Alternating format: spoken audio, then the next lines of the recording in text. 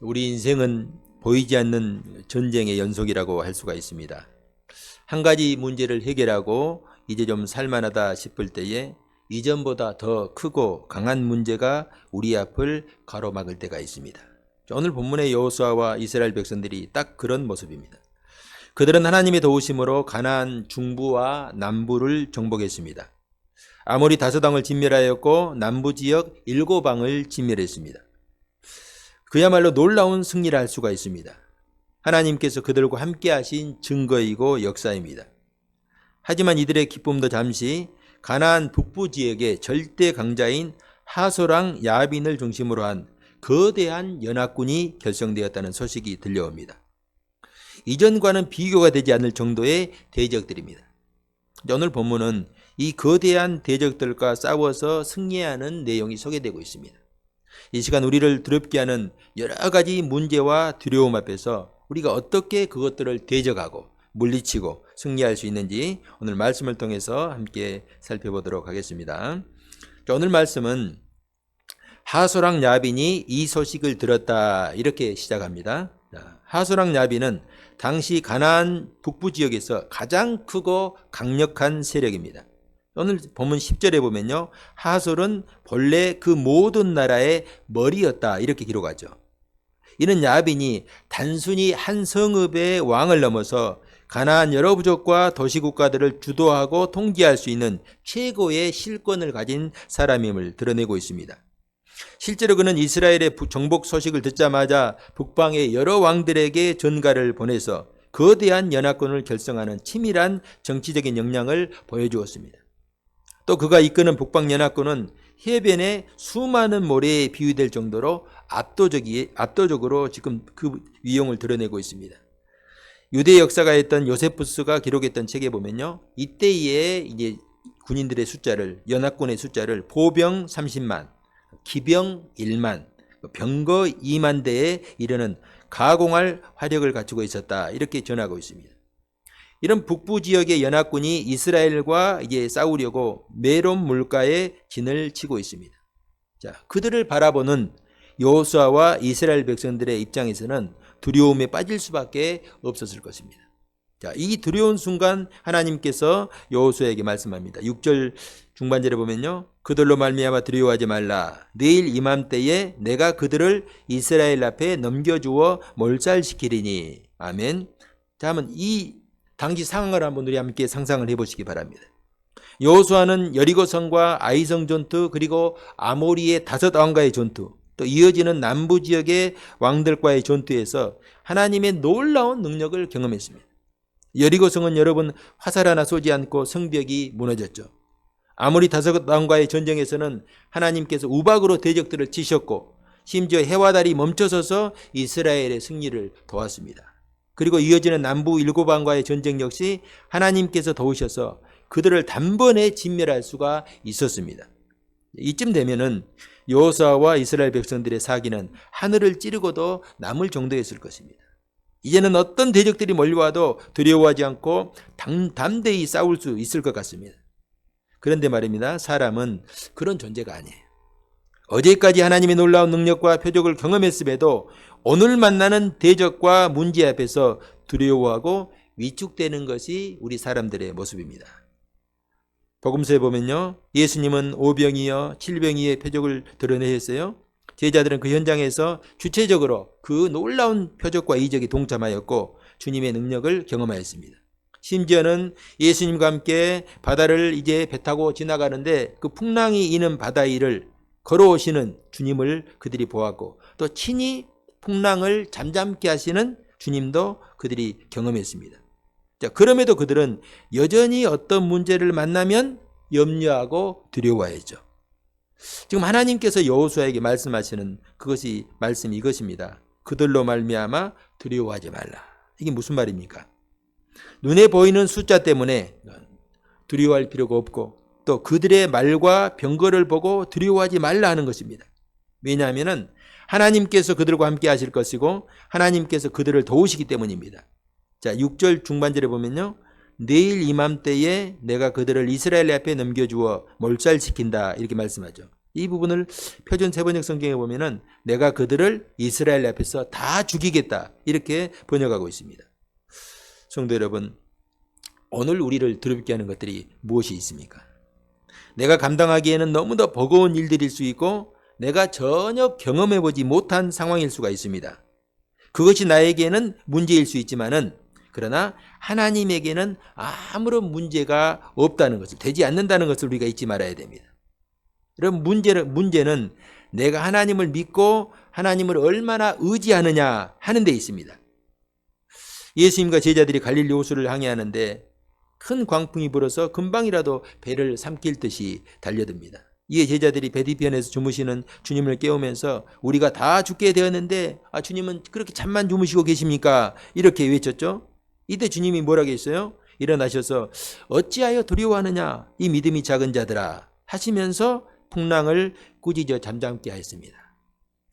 아무리 큰 풍랑이 몰려와도 그 풍랑은 주님보다 크지 않다 하는 거예요. 주님이 허락하지 않으시면은 머리털 하나 상하게 할 수 없다는 것입니다. 풍랑이 일어나도 주님이 나와 함께 하심을 믿는다면은 우리가 두려워할 필요가 없어요. 어떤 풍랑, 어떤 문제도 우리 주님보다 크지 않습니다. 저는 이 시간 우리 성도님들이 이 믿음, 주님 모든 것이 주님의 손 안에 계획 안에 있다 하는 이 믿음에 설 수 있기를 주님의 이름으로 축복합니다.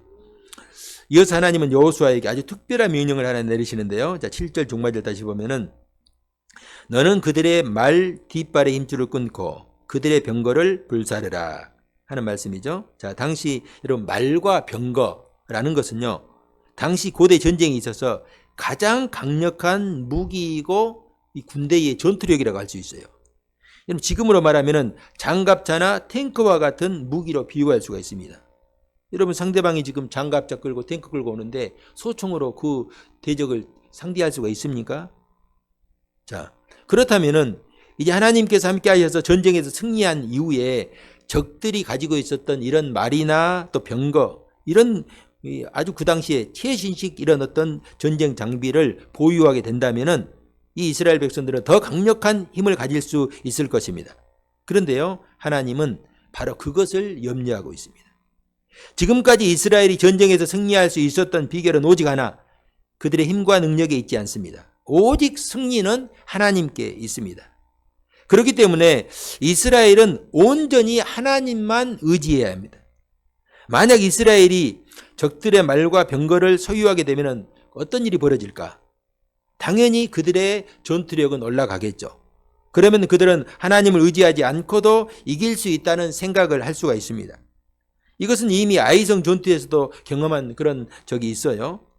적들이 자신들보다 약하게 보이면 자신들의 힘으로 이길 수 있다고 생각해요. 여러분 제가 반복해서 가끔 말씀드리는 내용인데 우리가 기도할 때 우리는 날마다 항상 깨어서 쉬지 말고 기도하라고 했잖아요. 그런데 대부분 기도를 어떤 사람들이 평소에 기도를 안 나오는데 갑자기 새벽 기도 나온다? 그러면 100% 무슨 문제가 있는 거예요. 자기 힘으로 할 수 없는 어떤 문제가 있는 거예요. 여러분 우리가 그런 것도 물론 중요하죠. 어떤 내 힘으로 감당할 수 없는 문제를 만났을 때 기도하는 거 중요해요. 그러나 내가 그것도 중요하지만은 내 힘으로 사실 감당할 수 있는 인생의 문제는 아무것도 없어요. 그렇기 때문에 우리는 그 문제가 크든지 적든지 우리는 날마다 그것을 하나님께 가지고 나와서 그 문제를 해결할 수 있어야 됩니다. 하나님께서 염려하신 것이 바로 이거예요. 지난번에도 제가 한번 말씀드렸는데 잠언 30장 8절에서 9절에 보면은 이렇게 잠언 기자가 이렇게 고백하고 있어요. 나를 가난하게도 마옵시고 부하게도 마옵시고 오직 필요한 양식으로 나를 먹이시옵소서. 혹 내가 배불러서 하나님을 모른다? 여호와가 누구냐 할까 하오며 혹 내가 가난하여 도둑질하고 내 하나님의 이름을 욕되게 할까 두려워함이니이다. 여러분 사람은요 가난한 자든지 부자든지 건강한 사람이든지 병든 사람이든지 모든 사람에게 하나님은 필요합니다. 하나님이 필요 없는 존재는 없어요. 그런데 세상에서 부족한 것이 없고 가진 것이 우리가 너무 많으면은 하나님 없이도 살 수 있다고 생각하는 사람들이 있습니다. 실제로 많은 사람들이 그런 생각을 가지고 살아가고 있습니다. 하나님을 알려고 하지도 않고 육신의 욕심과 욕망이 이끈 대로 살아갑니다. 이 땅에서 잘 먹고 잘 사는 것이 최고라고 생각할 수 있어요. 그래서 여러분 믿는 사람들도 하나님을 믿는 이유가 복받아서 이 땅에서 잘 먹고 잘 사는 것을 목적으로 사는 사람들이 있습니다. 아주 잘못된 것이죠. 그래서 다른 사람들보다 내가 잘 먹고 잘 살고 많은 것을 가지면은 더 좋은 집에 사는 것을 목적으로 하고, 또 좋은 차를 더 업그레이드 하는 것을 목적으로 하고, 또 그리고 명품으로 내 삶을 도배하려고 하는 것이 우리의 마음이에요. 그래서 그것이 최고인 줄 알아요. 그것이 잘 사는 인생인 줄 압니다. 이것이 하나님 없이 살아가는 세상 사람들이 가는 넓은 길이고 넓은 문이죠. 그런데 이 길이 좋게 보여서 그리로 가는 사람들이 많아요. 그 길이 우선은 좋게 보여요. 그래서 많은 사람들이 갑니다. 이런 복음서에 등장하는 어리석은 부자는요, 그의 농사를 지었는데 풍년이 들었다겠어요. 지금 우리 시대로 비유하면 주식을 샀는데 대박이 난 거예요. 그리고 땅을 샀는데 대박이 난 거예요. 아니면 아파트 투기를 했는데 아주 대박이 났어요. 갑자기 부자가 되어버린 거예요. 이것을 가지고 이제 오직 자신을 위해서 잘 먹고 잘 입고 즐겁게 살 궁리를 하는 것이 바로 어리석은 부자의 모습이에요. 그러면 그 다음은 무엇일까? 그래, 이 땅에서 내가 많은 것을 얻어가지고 누리면서 잘 먹고 잘 살면 어떻게 돼요? 그 다음 무엇일까요? 죽는 일만 남았어요.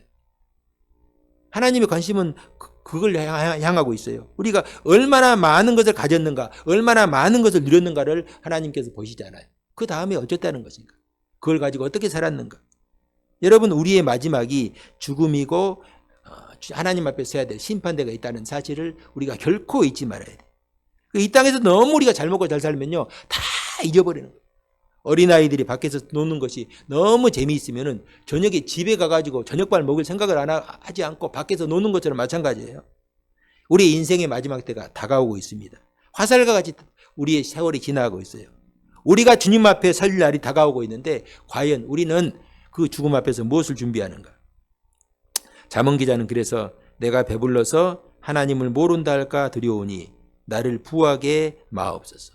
내가 차라리 이 땅에서 잘 먹고 잘 살면서 그것 때문에 하나님을 모른다고 내가 할 그런 어떤 위험이 있으면 하나님 나를 거지로 살게 해 주시옵소서. 그리고 내가 천국 가게 하옵소서. 그런 기도지 않겠어요? 여러분, 지금 하나님 말씀하시는 게 이거예요. 너희가 말과 병거를 소유하게 되면은 그것을 의지하게 될 것이다. 그러니 말의 힘줄을 끊고 병거를 모두 불살라버려라. 하나님을 의지하고 순종하는데 걸림돌이 되는 것은 아예 처음부터 그 싹을 잘라버려라. 여러분, 예수님께서 했던 말씀이 그거잖아요. 너희가 건강한 육체로, 건강한 두 눈으로 너희 살다가 죄 짓고 지옥 가는 것보다 차라리 장님이 되어가지고 천국 가는 게 더 낫다. 건강하게 잘 먹고 잘 살다가 이 두 손으로, 두 발로 너희들이 하나님 앞에서 죄악되게 살 바에는 차라리 그 손 잘라버리고 장애를 가지고 천국에 가는 게 더 낫다. 예수님께서 하셨던 말씀이에요. 우리는 이 예수의 말씀을 아주 심각하게 돌아보고 우리 삶을 돌이켜볼 수 있어야 됩니다. 저는 우리 성도님들이 이 말씀을 마음속에 품고 정말 이 말씀을 우리 삶의 양식으로 삼고 살기를 주님의 이름으로 축복합니다. 한번 여호수아를 다시 한번 보시기 바랍니다. 먼저 여호수아는 여호와의 말씀대로 두려워하지 않고 담대한 마음으로 즉시 순종했어요. 7절에 보면요. 이에 여호수아가 모든 군사와 함께 메론 물가에 가서 갑자기 습격할 때에, 여기서 갑자기 습격했다는 말은 하나님의 말씀을 듣고 즉시 순종하여 길갈에서 적들의 진영이 있는 이 메론 물가까지 신속하게 징계가 있다는 의미예요. 지난 시간에 여러분 기브온이 그들에게 구원의 손길을 이렇게 뻗쳤을 때에 그들이 그 밤에 즉시 올라가서 기습적으로 아모리의 다소당을 친 것과 같습니다. 여호수아는 하나님의 말씀을 듣고 즉시 적진으로 향하였고 하나님은 약속하신 대로 그들을 치시고 그들을 넘겨주었습니다. 자, 9절 봅니다. 여호수아가 여호와께서 자기에게 명령하신 대로 행하여 그들의 말 뒷발의 힘줄을 끊고 그들의 병거를 불로 살랐더라. 자, 여호수아는 적들을 진멸하고 얻은 전리품을 어떻게 합니까? 말은 뒷발의 힘줄을 끊고 병거는 불살라버렸어요. 하나님의 말씀대로 철저하게 순종한 거예요. 이것이 여호수아의 일관된 모습입니다. 나는 오직 여호와 하나님만 의지하고 그분만 내 힘으로 삼겠다. 내가 하나님께로 나아가는데 방해가 되는 그 어떤 것도 나는 다 내버리겠다. 그런 고백이죠. 그리고 여러분, 여호수아가 마지막에 이제 여호수아를 끝내면서 죽기 전에 이스라엘 백성들에게 이런 고백을 했어요. 만일 여호와를 섬기는 것이 너희에게 좋지 않게 보이거든 너희 조상들이 강 저쪽에서 섬기던 신들이든지 오직 또는 너희가 거주하는 땅에 있는 아모리 족속의 신들이든지 너희가 섬길 자를 오늘 택하라. 오직 나와 내 집은 여호와를 섬기겠노라. 저는 우리 성도님들이요, 이 여호수아의 고백을 잘 듣고 마음에 새길 수 있기를 바랍니다. 하나님을 의지하는데 내가 방해되는 모든 걸림돌을 다 잘라버리고 오직 나와 내 집은 하나님만 섬기겠다 하는 믿음으로 살아갈 수 있기를 주님의 이름으로 축복합니다. 자, 15절 봅시다. 여호와께서 그의 종 모세에게 명령하신 것을 모세는 여호수아에게 명령하였고 여호수아는 그대로 행하여 여호와께서 모세에게 명령하신 모든 것을 하나도 행하지 아니한 것이 없었더라. 아멘. 자, 여호수아는 여호와의 명령만 순종한 것이 아니라 모세가 그에게 전해준 하나님의 말씀도 행하지 않는 것이 없었어요. 그는 모세를 통해서 들은 말씀까지도 잊지 않고 온전하게 순종했습니다. 성경에 소개되는 여러분 믿음의 사람들은 한결같이 하나님의 말씀을 기억하고 순종하는 사람들이었어요. 반대로 하나님께 버림받은 사람들은 처음에는 믿음으로 시작한 것 같지만은 나중에는 하나님보다 세상을 더 사랑하고 세상의 부와 권세를 더 의지했습니다. 당연히 이런 사람들의 마지막은 초라하기 그지없죠. 대표적인 사람이 여러분 사울왕 아닙니까? 그런 사울에게 여러분 사무엘 선지자가 유명한 말을 남겼어요. 순종이 제사보다 낫고 듣는 것이 순양의 기름보다 낫다. 아무리 하나님께 예배를 드리고 예물을 많이 드린다고 해도 하나님 말씀에 순종하지 않는 사람은 아무것도 아니다 하는 거예요. 여러분 이런 사람은 예수님 비유처럼 마치 모래 위에 집을 짓는 것과 같습니다. 당장은 아무 일도 일어나지 않고 겉으로 보기에는 문제가 없는 것처럼 보여요. 하나님 말씀대로 순종하지 않는 사람은 모래 위에 집을 짓는 것과 같다. 보통 때는 그냥 똑같이 보여요. 똑같은 집이니까. 그러나 인생의 풍랑이 닥치면요 다 무너지고 쓰러지고 없어지고 맙니다. 반대로 여호수아처럼 하나님 말씀대로 끝까지 순종한 사람은 반석 위에 집을 짓는 것과 같습니다. 이런 사람은 어떤 시련과 고난이 와도 흔들리지 않고 이겨낼 수가 있습니다. 왜냐하면 하나님께서 함께 하시기 때문에 그의 기초가 하나님의 말씀 위에 그 기초가 세워져 있기 때문에 흔들리지 않는 것입니다. 저는 우리 성도님들이 하나님 말씀에 순종하는데 끝까지 순종할 수 있기를 바랍니다. 말씀을 듣고 잊어버리는 것이 아니라 그 말씀에 순종하는 삶을 통해서 주의 온전하신 복을 우리가 끝까지 다 누릴 수 있기를 주님의 이름으로 축복합니다. 여러분 순종의 결과 하나님께서 약속하신 모든 대적을 진멸하였고 모든 나라를 점령하였어요. 17절에 보면요. 세일로 올라가는 한락산에서부터 레바논 골짜기의 아말가까지라 이렇게 하는 말씀은요. 그 지도를 보면은 최남단 이스라엘 그 지역의 최남단에서부터 최북단까지 남북으로 길게 이어지는 가나안 땅을 칭하는 표현이에요.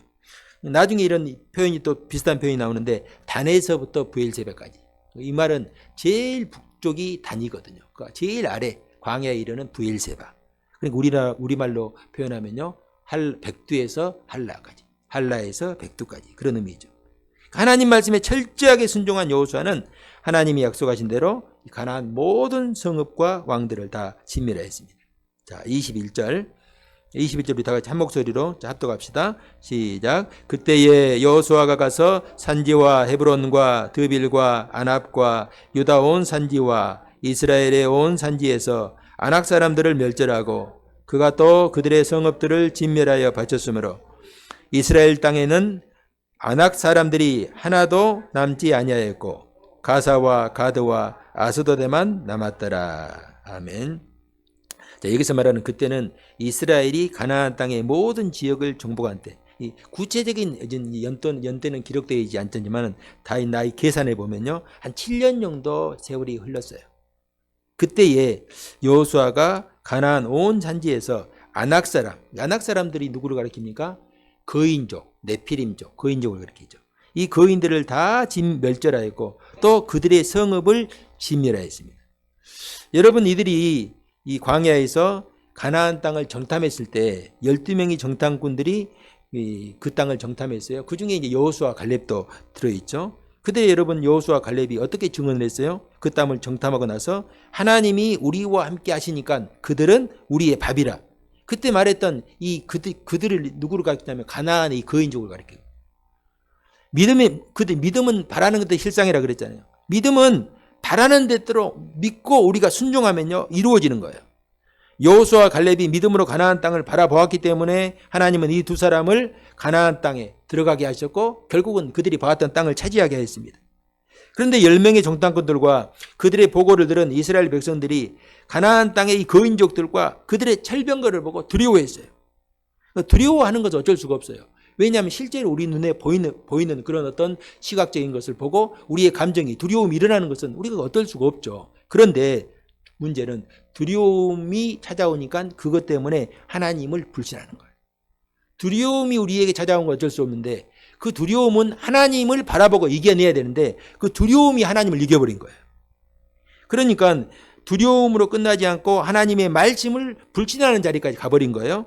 그러니까 그들은 그렇게 생각해요. 하나님께서 우리에게 말씀하시지 않느냐, 우리와 함께 하신다겠다, 저들은 우리의 밥이다 라는 이 여호수아 갈렙의 말을 그들이 듣지 않고 믿지 않고 하나님의 말씀이고 뭐고 우리 앞에 있는 가나안의 거인들을 한번 봐라, 우리가 저들을 이길 수 있겠느냐, 우리는 이길 수 없다 라고 한 거예요. 그러나 여러분, 여호수아 갈렙은 달랐죠. 여러분, 그렇다고 그들이 가나안 땅의 안악자손과 그들의 철병거를 무시한 것은 아니에요. 안악자손과 그들의 철병거를 볼 때 당연히 여호수아도 그리고 갈렙도 두려웠겠죠. 그러나 그 철병거보다도 더 크고 놀라운 전능하신 하나님께서 함께 하신다는 사실을 그들은 잊지 않았어요. 그 땅에 안악자손이 있고 철병거가 있는 것은 사실이다. 그러나 우리에게는 여호와 하나님이 함께 계시지 않느냐. 그렇기 때문에 저들은 여호와와 상대가 되지 않는다. 그들은 우리의 밥이다. 이렇게 말할 수가 있었습니다. 이런 복음서에 보면은 예수님께서 베드로와 야고보와 요한 세 제자를 데리고 변화산에 가셨다가 내려오신 사건이 기록되어 있어요. 그때에 변화산에서 올라갔다가 내려왔는데 마을에 난리가 났어요. 어떤 사람이 자신의 귀신 들린 아들을 데리고 왔는데 이 남아있던 제자들이 그 귀신 들린 그 아이를 쫓아내지 못하고 귀신을 쫓아내지 못하고 쩔쩔매고 있는 것입니다. 그때 이제 아이의 아버지가 이 산에서 내려오시는 예수님을 보고 아주 예수님께 가서 이렇게 말합니다. 선생님, 무엇을 할 수만 있으면 제발 우리를 좀 불쌍히 여기시고 제 아이를 좀 고쳐주십시오. 그때 예수님께서 뭐라고 했어요? 아주 유명한 말씀을 하셨죠. 예수님, 무엇을 할 수 있으면 우리를 좀 불쌍히 여기시고 고쳐주시옵소서. 그때 예수님께서 할 수 있거든이 무슨 말이냐. 믿는 자에게는 능치 못할 일이 없다. 즉시 아이의 아버지가 예수님 말씀을 듣고 예수님 발 앞에 엎드립니다. 내가 믿습니다. 나의 믿음 없는 것을 불쌍히 여겨 주옵소서. 나를 도와주소서. 이렇게 고백하였죠. 이에 예수님께서 즉시 귀신을 쫓아내시고 아이를 고쳐주셨습니다. 여기서 우리는요, 주님의 말씀을 기억해야 합니다. 할 수 있거든이 무슨 말이냐. 믿는 자들에게는 능치 못할 일이 없다. 그럼 왜 제자들은 아이를 고치지 못했을까? 이미 이전에 이 제자들은요, 예수님의 파송 훈련을 통해서 귀신을 쫓아내고 병자를 고친 경험이 있어요. 그렇지만 제자들은 하나님의 능력을 온전히 신뢰하지 않고 자신들의 그 과거 경험만을 의지했기 때문입니다. 우리가 이렇게 옛날에 기도하니까 되더라. 이런 방법으로 하니까 되더라 하는 것이죠. 그러나 주님은 제자들에게 그렇게 말씀했죠. 왜 우리는 못 고쳤습니까? 하니까 예수님께서 뭐라고 그랬어요? 기도 외에는 이런 유가 없다. 이런 방법이 없다. 여러분, 제자들이 기도했지 않았겠어요? 기도했지 않겠어요? 근데 예수님께서 말씀하시는 기도는 이런 거예요. 하나님을 온전히 믿고 신뢰하는 거예요. 여러분, 기도라고 다 같은 기도가 아니죠. 기도를 하긴 하는데 염려는 염려대로 두려움은 두려움대로 우리가 감당하고 있다면 바른 기도가 아니겠죠. 하나님이 함께 하실까? 하나님이 역사하실까? 하나님께서 내 기도에 응답하실까? 하는 마음이 아니라 내가 하나님께 믿음으로 구한 기도는 하나님께서 반드시 응답하시고 성취된다 하는 믿음의 자세가 중요합니다. 과연 하나님이 안악자손을 물리쳐 주실까 하는 생각이 들면요, 믿을 수가 없어요. 대신 하나님은 반드시 함께 하신다. 분명하고 확실한 믿음으로 우리가 하나님께 나아가야 됩니다. 이 믿음이 결국은 그들이 정복한 땅에서 안악자손을 완전하게 진멸하게 하였습니다. 성도 여러분, 우리의 삶에서 내 힘으로 감당할 수 없을 것 같은 안악자손과 같은 문제와 어려움을 만날 수가 있습니다. 반드시 만나게 됩니다. 그때에 여호수아처럼 하나님께서 나와 함께 하시니 저것들은 내 밥이라 믿음으로 선포하시고 대적할 수 있기를 바랍니다. 할 수 있거든요. 무슨 말이냐? 믿는 자들에게 능치 못할 일이 없다. 하는 그 주님의 말씀을 우리의 마음속에 단단히 붙들고 메어야 합니다. 나는 연약하죠. 나는 부족해요. 나는 할 수 없어요. 그러나 전능하신 하나님을 내가 믿고 의지하면은 하나님께서 내 대신 싸워주시고 이루어주실 줄 믿을 수 있기를 바랍니다. 자, 여기서 우리 한 가지 이제 22절 중반절에 보면요. 가사와 가드와 아스돗에만 남았더라. 이런 말씀이 증거되고 있죠. 자, 그런데 이제 마지막 23절에 보면은 그 땅에 전쟁이 그쳤더라. 이렇게 증거합니다. 전쟁이 끝났다는 거예요. 근데 왜 아직 가사와 가드와 아스돗에 아직 뭐가 남았어요? 아낙 자손이 남아있어요. 아낙 자손이 남아있어요. 그런데 왜 전쟁을 끝냈을까? 이미 가나안 땅을 다스리던 31명의 왕들은 그리고 그들이 이제 다스리던 성읍은 진멸하고 점령을 했죠. 23절에 보면요. 이와 같이 여호수아가 여호와께서 모세에게 말씀하신 대로 그 온 땅을 점령했다. 31개의 왕과 그리고 나라의 왕과 그 성읍을 점령했다는 말이에요. 그러면은 이 말씀을 보면은 당시 남아있던 가사와 가드와 아스돗은 상대적으로 어떤 국가를 형성할 만한 큰 어떤 성읍이 아니고 미미한 어떤 부락이나 부족에 불과했을 것이다. 나중에 여러분 가사, 가드, 아스돗은요. 블레셋, 나중에 블레셋이 5개의 도시국가가 연합해서 블레셋이라는 나라를 이루는데 이 블레셋의 중심 국가가 되거든요. 그러니까 설령 그 땅에 아직 아낙 자손이 있다고 해도 당시 이스라엘 백성들의 입장에서는 저 사람 저거 놔둬도 큰 문제가 될 것이 없다. 이런 판단을 했던 것으로 보입니다. 물론 그 당시에는 이들이 이스라엘에게 어떤 영향력도 끼칠 수 있을 만큼 힘이 있던 것도 아닌 그들이 보기에는 미미한 세력에 불과했을 수가 있어요. 그런데 여러분 놀라운 것은 한 세대가 지나고 이제 이들이 가나안 땅을 점령하고 여호수아 다음에 어떤 시대가 옵니까? 사사시대가 오죠. 그 사사시대가 들어오면요. 그들이 전혀 다른 존재로 다가옵니다. 사사시대에 들어가면은 이스라엘을 가장 괴롭혔던 대적이 바로 이때 남겨두었던 이 도시국가들 중심으로 형성된 블레셋군이에요. 가사는 여러분 사사 삼손이 들릴라에게 속아가지고 결국 두 눈이 뽑힌 채 비참하게 맷돌을 돌리며 최후를 맞이했던 그 도시가 바로 가사입니다. 가드는 이스라엘 군대를 가장 공포에 떨게 했던 골리앗이라는 장수가 태어난 고향이 바로 이 가드예요. 아스돗은 이스라엘이 블레셋에게 전쟁에 패해가지고 이제 하나님의 법궤를 빼앗기는데 그 빼앗아간 법궤를 자신들이 섬기는 다곤 신상에 모셔놓고 전리품으로 하나님의 법궤를 전리품으로 두었던 장소가 바로 아스돗입니다. 하나님이 가나안 땅 거민들을 철저하게 진멸하라는 의미가 바로 여기 있습니다. 하나님 말씀에 온전하게 순종하면요 우리가 하나님으로부터 온전한 순종의 열매를 맺을 수가 있습니다. 그러나 온전하지 못한 순종, 완전한 순종이 아니면요 그것들이 이스라엘의 옆구리를 찌르는 가시가 된다는 사실을 우리가 잊지 말아야 돼요. 이스라엘 백성들의 입장에서 이만하면 됐다, 이만하면 이제 충분하다, 이제 우리도 좀 쉬자, 이렇게 생각할 수가 있습니다. 앞에서 제가 말씀드렸듯이 이미 가나안 종목 전쟁은요 이 정도 되면은 한 7년 정도가 진행된 시기입니다. 그러나 7년 정도 전쟁을 계속 치열한 전쟁을 계속했다고 한다면은 사실 몸과 마음이 많이 지쳤겠죠. 이제는 정말 전쟁을 끝내고 싶을 때가 되었다고 생각할 수도 있습니다. 그런데 여러분 우리가 잊지 말아야 되는 것은 영적인 싸움은요 우리가 주님 앞에 서는 날까지 계속 해야 돼요. 그래서 하나님의 말씀을 순종할 때 우리가 온전하게 순종하고 끝까지 순종하려고 하는 그런 자세가 필요합니다.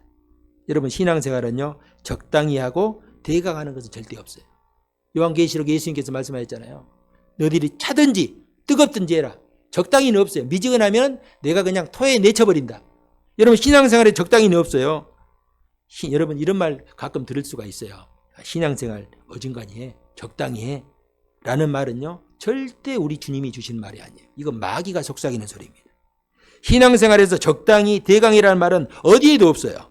우리 믿음의 선배들은 최후의 승리 얻기까지 십자가를 짊어지고 끝까지 싸웠어요. 죽을 때까지 싸웠어요.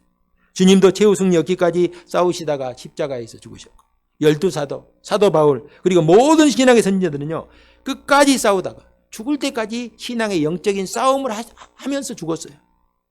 내 속에서 꿈틀거리는 육신의 욕망과 타협하려고 하는 그 어떤 여지도 남기지 않고 우리가 다 없애버려야 돼요. 이것이 하나님 앞에서 옳은 일이다. 하나님께서 나에게 바라시는 일이다. 라고 믿는다면 결코 그 자리에서 물러서지 않고 싸워야 돼요. 믿음을 지키고 하나님을 섬기는 일만큼은 결코 양보하거나 내가 포기하지 않겠다 하는 그런 믿음이 중요합니다.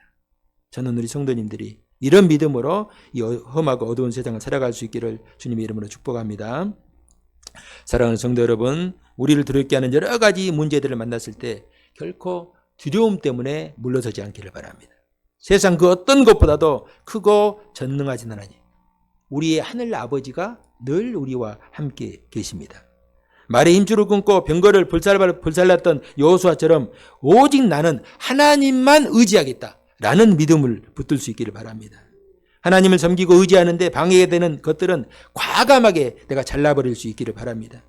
내 안에 남아있는 작은 불신앙과 사소한 죄까지도 내가 끝까지 대적하고 잘라버릴 수 있는 믿음의 결단을 내릴 수 있기를 바랍니다. 우리가 이 한 주간도 오직 믿음으로 내가 하나님 말씀에 온전하게 순종하고 끝까지 순종할 수 있기를 주님의 이름으로 축복합니다.